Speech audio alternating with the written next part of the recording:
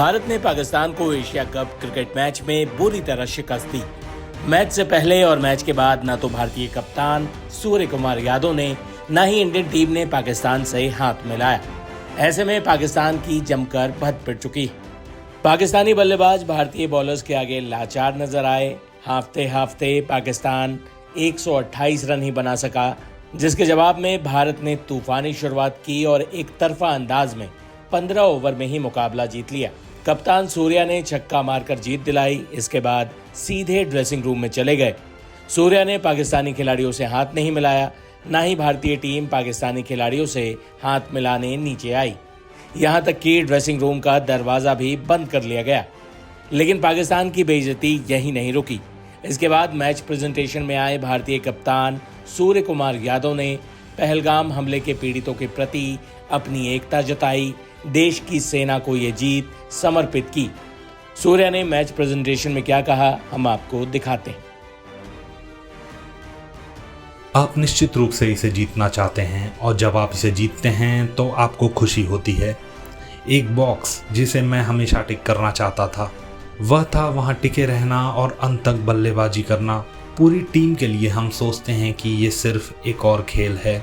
हम सभी विरोधियों के लिए एक जैसी तैयारी करते हैं। कुछ महीने पहले ऐसा ही हुआ था।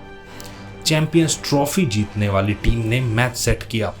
मैं हमेशा स्पिनरों का प्रशंसक रहा हूं क्योंकि वो बीच में खेल को नियंत्रित करते हैं। बस कुछ कहना चाहता था।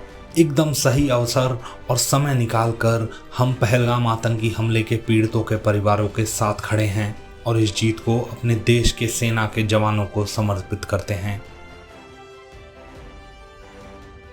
मैच के बाद हुई प्रेस कॉन्फ्रेंस में भारतीय कप्तान सूर्य कुमार यादव ने अपना रुख स्पष्ट कर दिया कि उन्होंने पहलगाम आतंकी हमले के बाद हाथ मिलाने के रस्म से परहेज क्यों किया। उन्होंने हाथ नहीं मिलाने के फैसले पर कहा, हमारी सरकार और बीसीसीआई हम एकजुट थे। एक साथ हम यहाँ आए, हमने फैसला लिया और मुझे लगता है हम यहाँ सिर्फ खेल खेलने के लिए आए थे और हमने उचित जवाब दिया।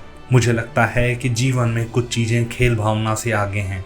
मैंने प्रेजेंटेशन में भी कहा है कि हम वास्तव में पहलगाम आतंकी हमले के सभी पीड़ितों के साथ खड़े हैं और हम उनके परिवारों के साथ भी खड़े हैं। हम अपनी एकजुटता व्यक्त करते हैं। साथ ही जैसा कि मैंने मैच के बाद प्रेजेंटेशन में कहा था, हम इस जीत को अपने बहादुर सशस्त्र बलों को समर्पित करते हैं जिन्होंने ऑपरेशन सिंदूर में भाग लिया था। और जब आप उन्हें देते हैं तो यदि संभव हो तो उन्हें भी प्रेरित करने का अवसर देते रहें। क्रिकेट फैंस ने जहां इस जीत पर जमकर जश्न मनाया, वहीं भारतीय कप्तान के पक्ष में चिराग पासवान जैसे नेता भी आ गए।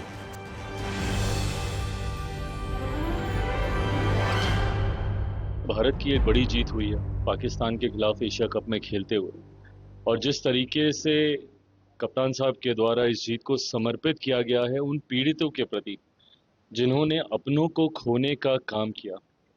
यकीनन इसको लेके दो मत रहे हैं। एक पक्ष ये कहता है कि अगर सीमा पार से इस तरीके से आतंकी संरक्षण दिया जाता है और आतंकवाद को बढ़ावा दिया जाता है तो हम लोगों को किसी भी तरीके का कोई भी खेल कूद के जरिए हो या एंटरटेनमेंट के जरिए हो कोई संबंध नहीं रखने चाहिए। पर एक पक्ष ये भी है जो स्पोर्ट्समैन स्पिरिट की बात करता है और जो कहता है कि इन सारी चीज़ों को सीमाओं के दायरे से बाहर रखा जाना चाहिए।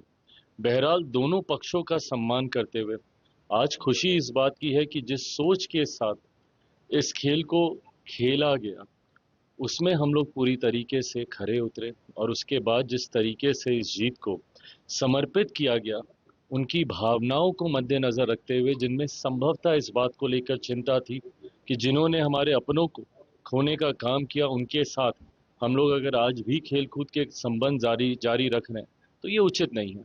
तो मुझे लगता है इस जीत के बाद जब इस जीत को समर्पित उन परिवार के प्रति किया गया तो कहीं ना कहीं उनकी भी चिंताओं को सम्मान दिया गया। सर, प्रधानमंत्री बिहार में है और लेकिन पूरे पटना का पोस्टर लगा दिया गया है कि फैक्ट्री गुजरात में और फैक्ट्री विकास में ये नहीं चलेगा। चुनाव का समय है, विपक्ष इस तरीके की राजनीति करेगा ही करेगा। आपको बिहार में होता विकास नहीं दिख रहा। आज जहां पटना के एयरपोर्ट के बाद पूर्णिया के एयरपोर्ट का उद्घाटन प्रधानमंत्री जी के द्वारा किया जा रहा है, बिहार में 2-2 एम्स दिए गए हैं। एक के बाद एक प्रधानमंत्री जी का ये 10वां 11वां संभवतः ये उनका दौरा है। जितनी बार प्रधानमंत्री जी आए उतनी बार हजारों करोड़ की राशि की परियोजनाओं को बिहार के लिए समर्पित करके गए। और अब तो बात सिर्फ शिलान्यास तक नहीं है, उद्घाटन भी कई ऐसी परियोजनाओं का प्रधानमंत्री जी के द्वारा किया जा चुका है। मैं मानता हूं विकसित बिहार बनाने के जिस संकल्प के साथ हम लोग आगे बढ़ रहे हैं, उस संकल्प, उस मुहिम का मजबूती से नेतृत्व प्रधानमंत्री जी के द्वारा किया जा रहा है और डबल इंजन की सरकार का लाभ अब बिहार और बिहारियों को दिखने लगा है। ऐसे में विपक्ष को जो कहना है, गाली गलौज करना है, चोर चोरी जैसे शब्दों का इस्तेमाल करना है, माताओं बहनों को अपमानित करने का काम करना है या विकास को छोड़कर क्षेत्रवाद की राजनीति करनी है, ये विपक्ष को मुबारक हो। हम लोग जिस लक्ष्य के साथ आगे बढ़ रहे हैं उस लक्ष्य पे बिना भटके, बिना डिगे हम लोग आगे बढ़ने का कार्य कर रहे हैं।